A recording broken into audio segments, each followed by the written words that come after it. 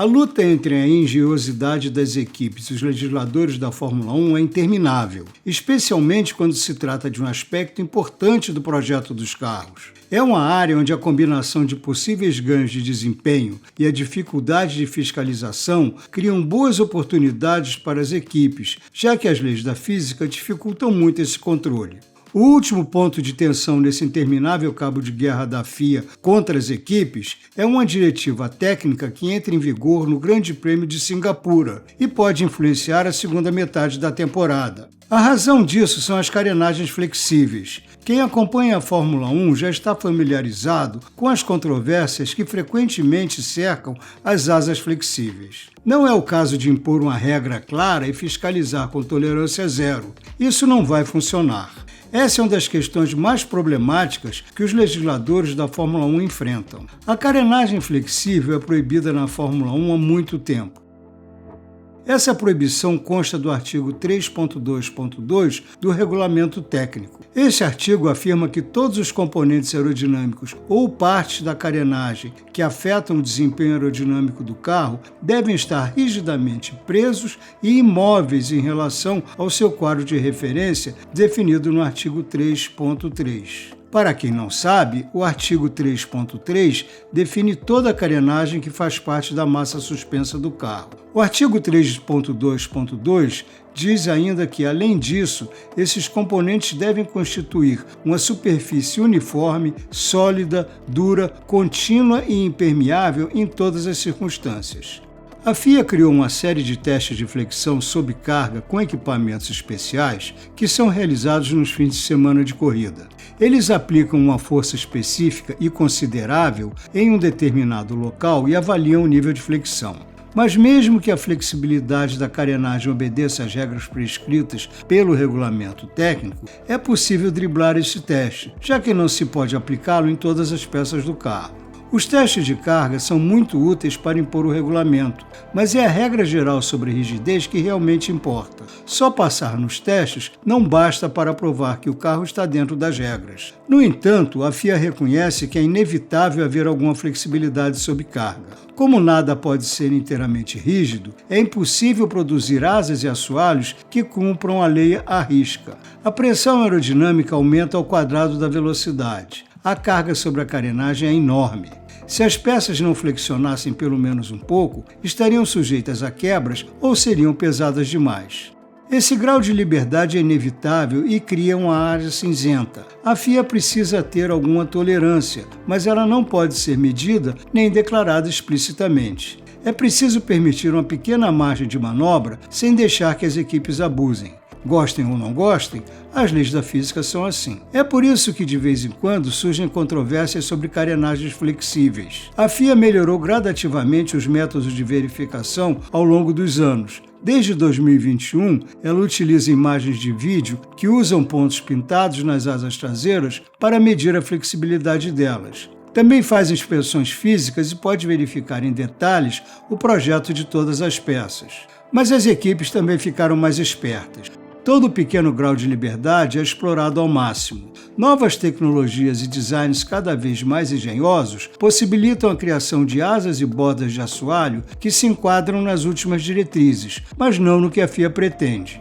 As equipes querem asas que mantenham a forma projetada nas curvas para obter o máximo de downforce, mas que rotacionem ou flexionem nas retas para diminuir o arrasto. Elas conseguem até controlar essa flexibilidade para manter o importantíssimo centro de pressão aerodinâmica mais atrás, para ter estabilidade nas curvas de alta, e mais à frente, para ajudar na entrada das curvas de baixo. Essa mudança de equilíbrio é o maior objetivo da flexibilidade da asa dianteira. Se diz até que as equipes estão flexionando as extremidades da asa dianteira de um jeito que direcione o fluxo de ar para fora das rodas dianteiras, o que aumenta a eficiência aerodinâmica. Mas isso não é fácil. As regras proíbem o uso de sistemas mecânicos, o que faz da estrutura das asas e da disposição das fibras de carbono o principal campo de batalha. Lembre-se das famosas asas dianteiras flutuantes com que a Ferrari tentava alcançar os Red Bull em 2011. Também se pode lembrar da exclusão da Red Bull do Qualify de Abu Dhabi em 2014, porque os flaps da asa dianteira se dobravam sob carga. Explorar a flexibilidade da carenagem faz parte do jogo e provavelmente sempre fará. O grande desafio é conter sua proliferação e garantir que todos tenham o mesmo entendimento do que é legal e do que é ilegal. Então, por que essa última diretiva técnica? Bem, primeiro diga-se que ela não é tão nova. Surgiu em 2021 em meio a controvérsias sobre a flexibilidade da asa traseira da Red Bull e entrou em vigor em meados de junho. Ela foi republicada várias vezes ao longo dos anos seguintes, mas foi retirada para 2023 porque as medidas a que ela se referia foram incorporadas ao regulamento técnico. No entanto, a FIA reeditou essa diretiva de forma intensamente modificada por causa daquilo que o diretor técnico de monopostos da FIA, Tim Goss, descreveu como um distanciamento excessivo dos detalhes de projeto dos componentes aerodinâmicos. A FIA emitiu um rascunho da TD 018 em 22 de agosto, com a finalidade de neutralizar o avanço dos designs. Esses rascunhos são enviados para as equipes darem um feedback que é usado para aperfeiçoar o texto e garantir que a versão final seja o mais abrangente possível. A versão definitiva foi publicada em 4 de setembro. A diretriz destaca que a FIA sabe que esses projetos cumprem os testes de carga dos regulamentos, mas sofrem mudança de forma. É um componente que se dobra sob carga, digamos, um elemento da asa dianteira, ou peças que permitem liberdade de movimento. Por exemplo, um flap da asa dianteira que pode se mover para baixo em relação à parede lateral na qual ele deve estar preso. Quando se trata de asas dianteiras, criam-se áreas de maior flexibilidade nos pontos em que os flaps se conectam às aletas laterais ou aos pilares centrais da asa. Mesmo aceitando um certo recuo, a FIA quer que ele seja uniforme. Ou seja, qualquer flexão ou rotação deve ter uma distribuição amplamente uniforme. O próximo alvo são projetos que usam filetes elastoméricos, que se deformam sob carga e retornam à forma original quando a carga cessa. Seções incompatíveis do perfil da asa ou laminados finos nas junções que podem flexionar e obter vantagem aerodinâmica. Também não são aceitos projetos que usam bordas mais macias para que a flexão não cause rachaduras. A TD também faz exceções a detalhes de assoalho, pranchas, fendas e estruturas articuladas que permitem rotação em torno de um eixo.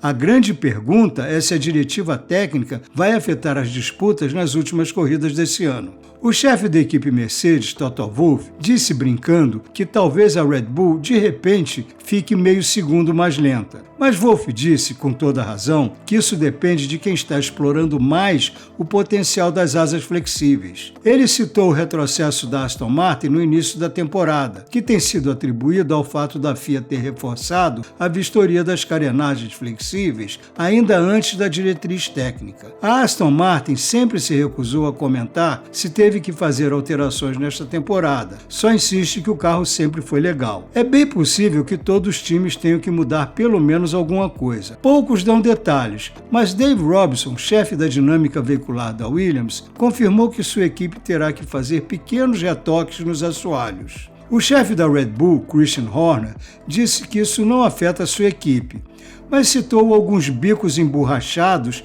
em outras partes do pit lane. É uma referência às equipes que projetam o conjunto da asa dianteira de maneira que ela flexione. A interseção da asa dianteira com os pilares de sustentação e dos pilares com o bico certamente serão vistoriados com muita atenção. André Stella, chefe da McLaren, diz que não está muito preocupado com as mudanças. Fred Vasseur, da Ferrari, vê a TD como um simples esclarecimento do regulamento. Mike Crack, da Aston Martin, disse que para eles não será uma preocupação. Claro que todos diriam isso. Cada equipe vai explorar a carenagem flexível até o máximo permitido, e não há nada de errado nisso. Mas o trabalho da FIA é garantir que as coisas não saiam do controle. E não vai ser só agora, vai ser sempre assim. É improvável que a diretriz técnica da FIA tenha grande impacto na hierarquia atual dos carros, se bem que em um pelotão tão compacto podem acontecer pequenas alterações. mas ela evitará que as coisas vão longe demais no futuro. Esse é o desafio do departamento técnico da FIA. As carenagens flexíveis sempre foram, e provavelmente sempre serão, um tema que exige intervenções constantes.